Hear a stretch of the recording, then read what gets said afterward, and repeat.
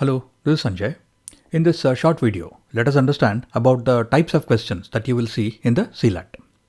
The current pattern of the CLAT started from 2020 onward, and you should solve all the previous question papers from 2020 till the latest exam as thoroughly as possible. Once you solve all the previous papers, you will see that the questions can be broadly classified into three categories: direct, indirect, and external. Direct questions are those where the answer is available directly within the passage. For example, in this question, the answer is clearly given within the passage. In this question, we have been asked to identify which of the options goes against the idea portrayed in the passage.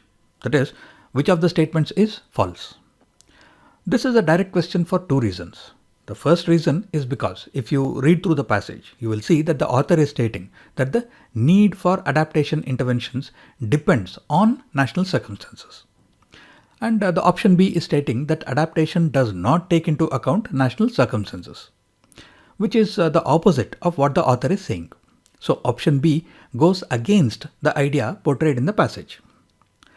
The second reason why this is a direct question is because you can answer this even without reading the passage, using a little bit of common sense or logic.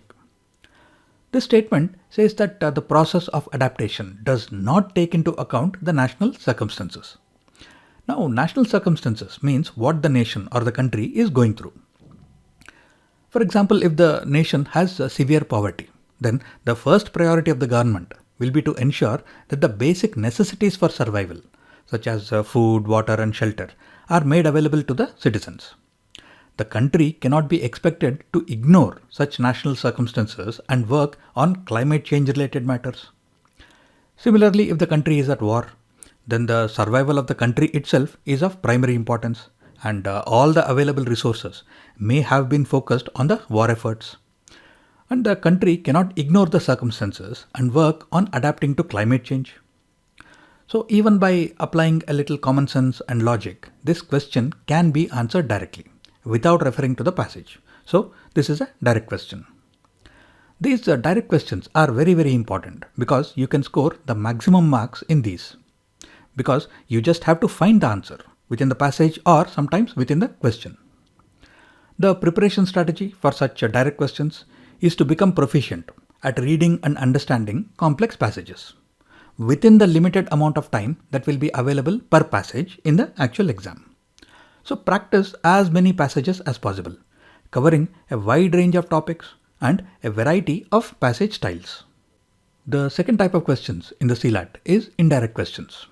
Here the answer is not given directly, but the information within the passage can be used to answer these questions. For example, here we have been asked to identify which of these words are synonymous with the word spouting. Well, the general meaning of this word, spouting, in the context of people is talking too much. Like when it is used in a sentence, my manager was spouting a lot of nonsense in the meeting, which means that my manager was talking a lot in the meeting. While none of these words are actual synonyms, we have to see where this word spouting has been used in the passage, and in that context, which of these options could have been used in that place. Now, all of these three options can be used in the place of spouting. While none of these words are a great fit, any one of them could have been used, which means that the best answer here is all of the above. To answer such indirect questions, you need to read the passage and understand it well enough to be able to select the best answer, even though the answer is not directly given anywhere. Here again, the best way to practice for such indirect questions is to read as many passages as possible and attempt as many such questions as you can. And just to add, this is actually a bad question. You can always argue that none of these words are true synonyms, and also that the question itself is asking which of the following words are synonymous instead of using is or is/are. Since are is plural, the person who framed this question is saying that more than one of these options is correct. So the answer would most likely be all of the above. The third type of questions in the CLAT is external questions. The information within the passage is not enough to clearly identify the correct answer or to eliminate the incorrect options. If you read this question and this passage, you can see that there is no mention or even a clue about what is the ratio. You can confidently answer this question if you had read this particular article or other similar articles on the same topic in the newspapers at that time, and the article that you read mentioned the ratio and you actually paid attention to it and you remember it. Typically, these questions should be answered by using whatever information is available to either select or reject some of the options and using a guesswork strategy.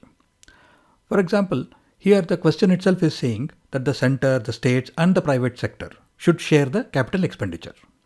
Typically, sharing would mean sharing equally. So the option that comes closest to equal shares is 34, 33, 33. In some questions, there may be no clues at all. So you just have to go with a random guess. But before that, try to eliminate one or two options if possible. Because when you guess from among 4 options, you have a 25% probability of selecting the correct answer. If you eliminate one option and guess from among the remaining 3, then the probability increases to 33%. And if you eliminate 2 options and guess from among the remaining 2, you have a 50% probability of marking the correct answer. Here again, when you come across such questions in the previous question papers or the mock tests, try to use any available information or any available clues, or try thinking a little out of the box and pick an answer. Don't waste too much time on these questions. Give them a shot and move on to the next question quickly, where you can use the time that you have saved. As I have mentioned in other videos, when you start your practice for the CLAT, there is a normal learning curve. You will start somewhere here, and for the first couple of months, don't worry about your timing. The first priority is to reach the maximum accuracy level. After you have reached this point, continue your practice till you reach the maximum speed level, which is when you are able to comfortably answer all the questions in the paper within the given time. If you are a normal student and you diligently practice for 3 to 4 hours in a day, at least 4 days in a week to start with, and slowly increase it to 6 days in a week by around 2 months, then you can reach this max accuracy and max speed level in around 4 months.